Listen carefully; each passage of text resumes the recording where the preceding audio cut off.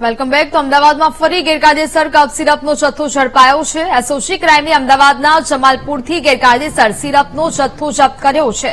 એસઓજીએ દરોડા પાડીને 299 કફ સિરપની બોટલ જપ્ત કરી છે. સિરપનો જથ્થા સાથે મોહમ્મદ સોહિલ શેખની ધરપકડ કરવામાં આવી છે. નશો કરવા માટે સિરપનું વેચાણ થતું હતું. સિરપનો જથ્થો ક્યાંથી લવાયો તેને લઈને પણ પોલીસે વધુ તપાસ હાથ ધરી છે.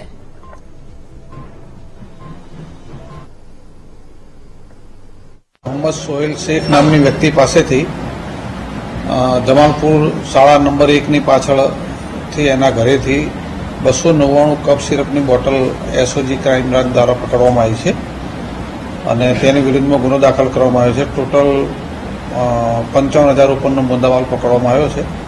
આ કપ સિરપનો ઉપયોગ નશો કરનાર વ્યક્તિઓને વેચાણ કરી અને પોતાનો ધંધો કરતો હતો. એ પોતે વેચતો હતો ગ્રાહકોને અને એક્રોન ફાર્માસ્યુટિકલ નરોડાનું એના ઉપર સ્ટીકર છે અને એ કંપનીની તપાસ પોલીસ કરી રહી છે. આની વિરુદ્ધમાં ગુનો દાખલ કરીને આગળની તપાસ ચાલુ છે.